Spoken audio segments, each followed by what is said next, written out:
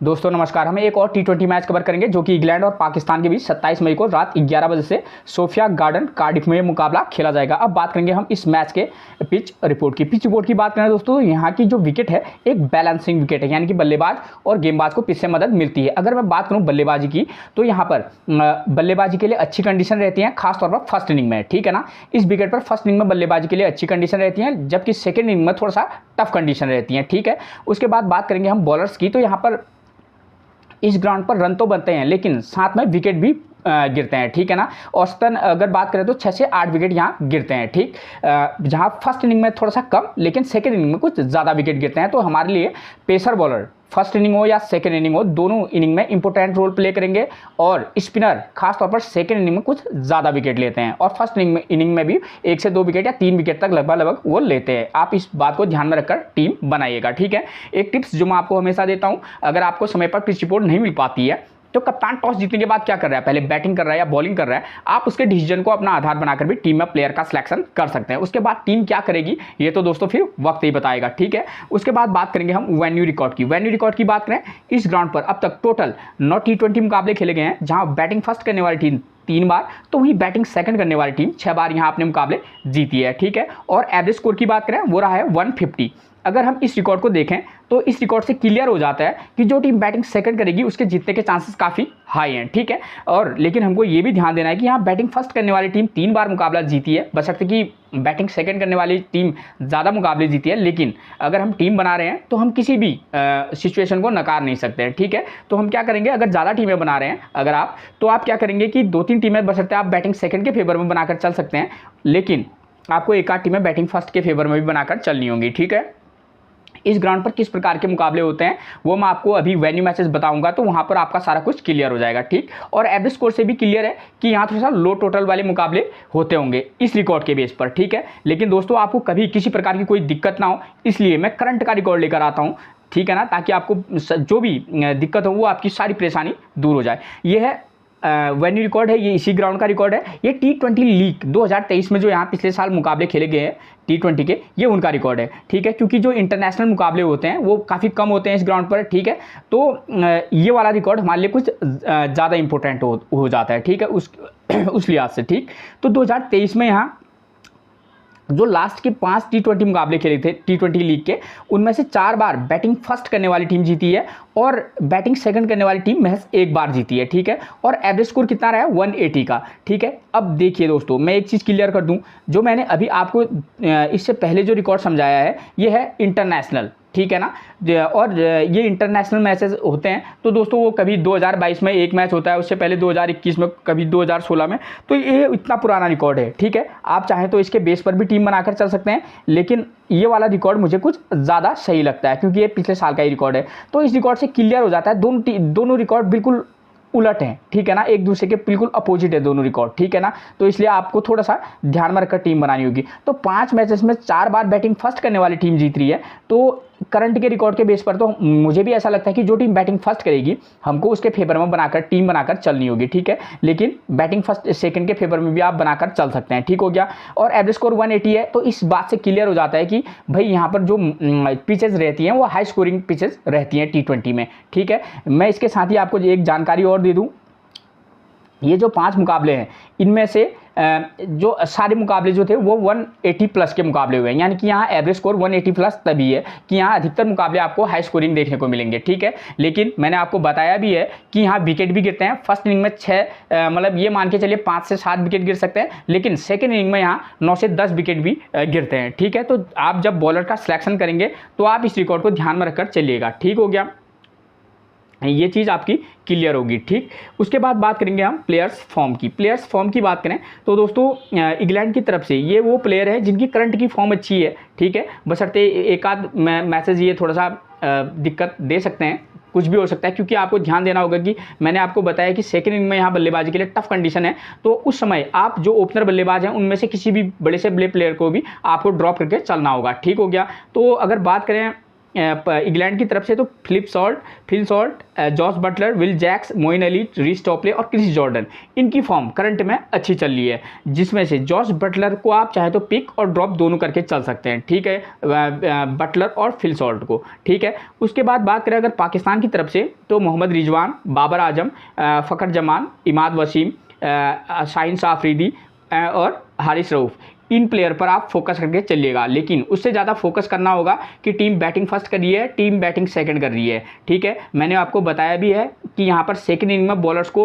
बहुत ज़्यादा पिच से मदद है, चाहे वो पेसर हो या स्पिनर हो, और साथ में ये भी बताया कि सेकंड इनिंग में थोड़ा सा बल्लेबाज के लिए टफ कंडीशन रहती हैं, तो आपको थोड़ा सा अगर ज़्यादा टीमें बना रहे होंगे तो आप बशर्ते आपको लगेगा कि भाई मेरे को टॉप के प्लेयर को लेकर चलना चाहिए, बशर्ते मैं मना भी नहीं कर सकता, लेकिन हाँ किसी मैच में आप पिक भी करना, किसी में आप ड्रॉप करके भी चलिएगा, चाहे वो पाकिस्तान के हों या इंग्लैंड के हों, ठीक हो गया। उसके बाद बात करेंगे स्कोरिंग पैटर्न की। उससे पहले दोस्तों अगर आपने मेरे चैनल को सब्सक्राइब नहीं किया है तो प्लीज़ सबसे पहले आप मेरे चैनल को सब्सक्राइब कर दीजिएगा, एक लाइक और अपने व्हाट्सअप ग्रुप पर शेयर जरूर कर दीजिएगा।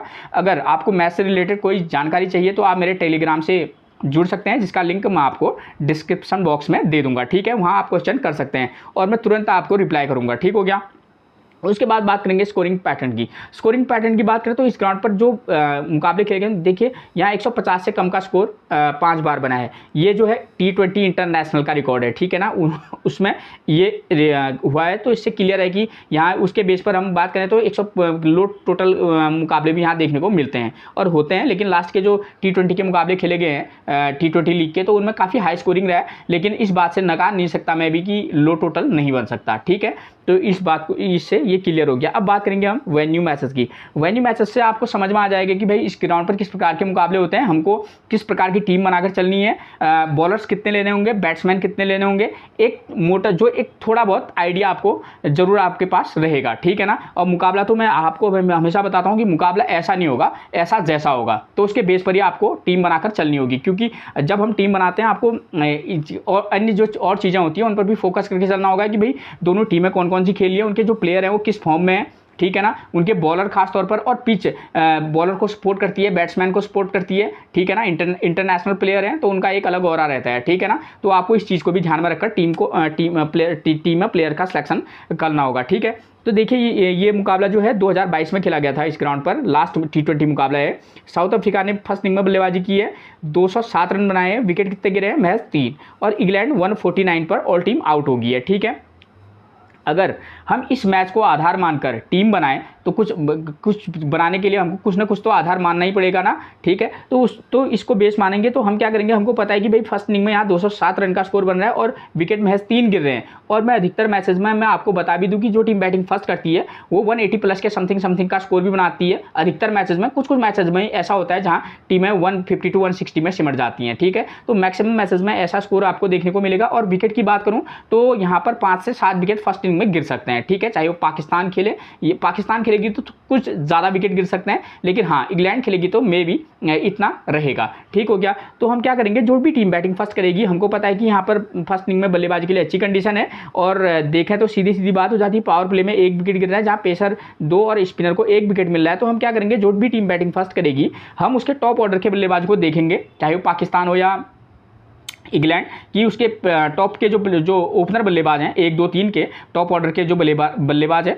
उनका फॉर्म क्या चल रहा है, ठीक है, उसके फॉर्म के बेस पर आप चाहें तो उनके एक प्लेयर को ड्रॉप करके भी चल सकते हैं, वरना 2 नंबर 3 नंबर को लगातार भी पिक करके चल सकते हैं, वरना आप 2 नंबर को भी किसी मैच में आप ऐसा कीजिएगा 2 और 3 को पिक करके चलना, और किसी में आप 2 या 3 में से 1 को पिक कर लेना, उसके बाद बाकी प्लेयर का भी आप सिलेक्शन करके चल सकते हैं। मतलब मेरे कहने का मतलब ये है कि एक टीम टॉप ऑर्डर का ये हो गया फैसला, वरना आप क्या कर सकते हैं 2 नंबर 4 नंबर और 5 नंबर के प्लेयर पर भी फोकस करके चल सकते हैं, ठीक हो गया, और उसके बाद आप अपने अकॉर्डिंग भी टीम सेट करके चल सकते हैं, कोई दिक्कत वाली बात नहीं होनी चाहिए। और बात करें अगर फर्स्ट इनिंग बॉलिंग की, तो यहाँ पर क्या होता है दोस्तों, बशर्ते यहाँ पर 3 विकेट गिरे हैं, लेकिन यहाँ औसतन 4 से 6 विकेट गिरते हैं बैटिंग फर्स्ट में, तो आप क्या कीजिएगा कि एक पेसर बॉलर प्लस एक ऑलराउंडर स्पिनर, अगर एक मैच में ऐसा एक ऑलराउंडर पेसर के साथ जा सकते हैं, वरना किसी मैच में आप क्या कर सकते हैं कि 2 पेसर के साथ भी जा सकते हैं अगर ज़्यादा टीमें बनाकर चल रहे हो तो, ठीक है ना, बैटिंग फर्स्ट में भी, वरना एक पेसर एक स्पिनर और एक ऑलराउंडर के साथ जाना ज़्यादा उचित रहेगा फर्स्ट इनिंग में जो टीम बॉलिंग फर्स्ट कराएगी। उसके बाद बात करेंगे हम सेकेंड इनिंग की, तो सेकेंड इनिंग में मैंने आपको आपको पहले भी बताया है कि यहाँ पर सेकेंड इनिंग में बल्लेबाज के लिए टफ कंडीशन रहती हैं, ठीक है। और औसतन अगर मैं बात करूँ तो यहाँ पर मिडिल ऑर्डर के जो प्लेयर हैं, ठीक है, आप उन पर फोकस करके चल सकते हैं, ठीक है। आप क्या कर सकते हैं, 3 नंबर में से एक प्लेयर को पिक करके चल लेना, ठीक है, सेकेंड इनिंग में जो टीम बैटिंग करेगी, ठीक। उसके बाद आप चाहे तो 5 नंबर और 7 नंबर के प्लेयर या 6 नंबर के प्लेयर पर भी टारगेट करके चल सकते हैं प्लेयर की फॉर्म के बेस पर, ठीक है ना। और जिस नंबर के प्लेयर को आप पिक कर रहे हैं, पहले आपको ये पता होना चाहिए कि इस प्लेयर की फॉर्म क्या चल रही है, ठीक है। उसके बेस पर ही आप प्लेयर का सिलेक्शन करेंगे टीम में, ठीक हो गया। 2 नंबर, उसके बाद आप चाहे तो 2 या 3 में से एक को, उसके बाद 5 और 6 नंबर के प्लेयर को पिक करके चल सकते हैं। वैसे भी ऑलराउंडर प्लेयरों की इस मैच में कुछ ज़्यादा अहमियत रहेगी, ठीक है। और बॉलिंग सेकंड की बात करें तो जो टीम बॉलिंग सेकंड कराएगी, पेसर 6 विकेट, स्पिनर 4 विकेट ले रहे हैं, तो यानी कि हम 2 पेसर प्लस एक रेगुलर स्पिनर के साथ जा सकते हैं, ठीक है ना, रेगुलर स्पिनर, ठीक। तो इस तरीके का कॉम्बिनेशन बनाकर चलिएगा आप, ठीक हो गया। अब बात आती है कैप्टनसी और वाइस कैप्टनसी किसको दें, तो यहाँ पर से क्लियर है कि जो टीम बैटिंग फर्स्ट करेगी, तो यहाँ पर हम उसके टॉप ऑर्डर, आप चाहे तो 3 और 4 नंबर के प्लेयर को वाइस कैप्टनसी या कैप्टनसी दे सकते हैं, बैट्समैन को भी। और दूसरा हमारे पास विकल्प रहेगा कि हम चाहेंगे तो जो टीम बॉलिंग सेकंड कराएगी, हम उसके पेसर बॉलर को भी वाइस कैप्टनसी या किसी स्पिनर को, अगर थोड़ा सा रिस्क लेना चाहेंगे तो आप ऑलराउंडर स्पिनर को भी वाइस कैप्टनसी दे सकते हैं, ठीक हो गया। उसके बाद बात करेंगे हम खासतौर पर जो इंग्लैंड के जो प्लेयर हैं, उनको लेफ्ट आर्म ऑर्थोडॉक्स गेंदबाज को खेलने में, लेग स्पिन को खेलने में थोड़ा सा ज़्यादा दिक्कत होती है, ठीक है। और ये चीज़ आपकी क्लियर होगी। अब हम बात करेंगे दूसरे मैच की, ठीक है। और एक चीज़ क्लियर कर दूं, मैं आपको बता तो जरूर रहा हूं, लेकिन आप अपने अकॉर्डिंग भी टीम में प्लेयर का सिलेक्शन कर सकते हैं, ठीक है। मेरा काम आपको एक गाइडेंस करना है कि भाई हाँ, आप इस प्रकार से भी सोच सकते हैं, उसके बाद आप अपने लेवल से प्लेयर का सिलेक्शन कीजिएगा। उसके बाद बात करेंगे दूसरे वाले मैच की। ये खेला गया था 23 जून 2021 को, मुकाबला खेला गया था इस ग्राउंड पर। देखिए यहाँ ये मुकाबला क्या है, ये एक लो टोटल मुकाबला है। देखिए श्रीलंका ने फर्स्ट, और वैसे भी 2021 के बाद 2024 में मैच हो रहा है, तो उसके बीच में तो पिच चेंज हो ही गई होगी, ठीक है ना। ये तो अब पता चली जाएगा कि भाई ये मुकाबला किस प्रकार का रहेगा। तो लो टोटल वाले मुकाबले के बेस पर अगर आप टीम बनाकर चलेंगे, तो हमको पता है कि यहाँ फर्स्ट इनिंग में 129 पर 7 विकेट गिरे हैं। तो जो टीम बैटिंग फर्स्ट करेगी, यहाँ पावर प्ले में 2 विकेट गिर रहे हैं, पेसर 4 विकेट और स्पिनर को 3 विकेट मिल रहे हैं, तो क्लियर है कि बैटिंग फर्स्ट के लिए भी थोड़ा दिक्कत हो सकती है। उस कंडीशन में हम चाहेंगे कि अगर आप टॉप ऑर्डर में से जिसकी आप 1, 2 और 3 नंबर में से एक प्लेयर का सिलेक्शन करके जा सकते हैं, जो टीम बैटिंग फर्स्ट करेगी। उसके बाद हम सीधे टारगेट करेंगे 5 और 7 नंबर के प्लेयर पर, ठीक है ना। 5 और 7 नंबर का प्लेयर इस ऐसे मैचेस में हमारे लिए इंपॉर्टेंट रोल प्ले करेगा। उसके बाद जो टीम बॉलिंग फर्स्ट कराएगी, यहाँ पेसर और स्पिनर दोनों का कॉम्बिनेशन बनाकर हम टीम में चलेंगे, जो टीम बॉलिंग फर्स्ट कराएगी। उसके बाद बात करें अगर सेकेंड इनिंग की, तो सेकेंड इनिंग में हम यहाँ पर क्या है, ईजिली चेंज हो गया है, ठीक है। 130 रन, सिर्फ विकेट कितने गिरे हैं, 2। पावर प्ले में 0 विकेट गिरा है, पेसर को महज 2 विकेट और स्पिनर को 0 विकेट मिला है, ठीक है। तो इसका मतलब ये है कि बैटिंग के लिए अच्छी कंडीशन रहती होंगी, लेकिन हम क्या करेंगे, टॉप ऑर्डर में से भी हम, अगर आप चाहें तो रिस्क लेकर दोनों ओपनर को भी दे सकते हैं, वरना जैसी पाकिस्तान या इंग्लैंड की बॉलिंग है, तो ओपनर बल्लेबाजों के लिए काफ़ी दिक्कत रहेगी, चाहे वो इंग्लैंड के प्लेयर हों या पाकिस्तान के, ठीक है ना। क्योंकि दोनों साइड के जो बॉलर हैं वो काफ़ी ज़बरदस्त फॉर्म में इस समय चल रहे हैं, चाहे जोफ्रा आर्चर हो, रीस टोपले हो, क्रिस जॉर्डन हो, और या पाकिस्तान की तरफ से देखें तो हम शाहीन शाह अफरीदी हों, या उनके स्पिनर हैं इमाद वसीम हो, हारिस रऊफ हो, तो ये प्लेयर इनकी फॉर्म ज़बरदस्त चल रही है, तो थोड़ा सा दिक्कत आ सकती है। तो उसके बेस पर भी आप चाहे तो 1, 2 नंबर, 4 नंबर या 1 नंबर, 3 नंबर के प्लेयर को भी पिक करके चल सकते हैं, ठीक है। मिडिल ऑर्डर के 2 प्लेयर को आप टीम में जगह देकर चल सकते हैं, ठीक है। और बात करें सेकेंड इनिंग बॉलिंग की, तो एक पेसर के साथ और प्लस एक ऑलराउंडर पेसर या स्पिनर के साथ यहाँ काम चल सकता है, कम से कम इस मैच के बेस पर। और इस प्रकार के मुकाबले दोस्तों क्या है कि 2023 वाले T20 लीग में हुए नहीं थे, थोड़ा सा मेरे को टफ चांस लगता है। मैं मना नहीं कर रहा हूँ कि इस प्रकार का मुकाबला नहीं हो सकता है, ठीक है। और इन चीज़ों के बेस पर आपको लगेगा कि भाई किस प्रकार का अन्य और मुकाबला हो सकता है, तो उसके बेस पर भी मैंने आपको काफ़ी जानकारी मेरे अकॉर्डिंग मैंने आपको दे दी है, तो उसके बेस पर भी आप टीम में प्लेयर का सिलेक्शन कर सकते हैं। उसके बाद बात करेंगे हम प्लेइंग 11 की। प्लेइंग 11 की बात करें तो इंग्लैंड की तरफ से नंबर 1 पर आपको मिलेंगे फिल सॉल्ट। इनका फॉर्म देखिए 13, 6, 32, 5, ये इनका फॉर्म, करंट का फॉर्म, मतलब IPL में इन्होंने काफ़ी अच्छा प्रदर्शन किया है, ठीक है। अब इंग्लैंड के लिए कैसा प्रदर्शन करेंगे ये तो वक्त बताएगा, लेकिन पिछले मैच में थोड़ा जल्दी आउट हो गए थे, ठीक हो गया। इसलिए मैंने आपको बोला भी है कि जो उनके ओपनर बॉलर हैं और दोनों साइड के ओपनर बॉलर हैं, उनको थोड़ा सा ध्यान में रखकर और पिच कंडीशन देख लीजिएगा, ठीक है। उसके अकॉर्डिंग आप इनको टीम में इनको पिक भी कर सकते हैं और ड्रॉप करके भी चल सकते हैं। जॉर्ज बटलर ने पिछले मैच में काफ़ी ज़बरदस्त इनिंग खेली थी, और वैसे इनका करंट का अगर पीछे का मैच, इसको 84 रन की पारी को छोड़ के अगर पीछे की बात करें तो करंट का फॉर्म इनका थोड़ा सा बेकार चल रहा है, तो इनको आप पिक भी करना और ड्रॉप भी करना। और विल जैक्स की बात करें, और एक चीज़ आप देख लीजिएगा कि सेकंड इनिंग में अगर बल्लेबाजी करेंगे तो निश्चित तौर पर आप ड्रॉप करके भी चल सकते हैं, ठीक है। थोड़ा सा रिस्क रहेगा, लेकिन आपको रिस्क अगर लेना चाहेंगे तो ले सकते हैं इनको ड्रॉप करने का।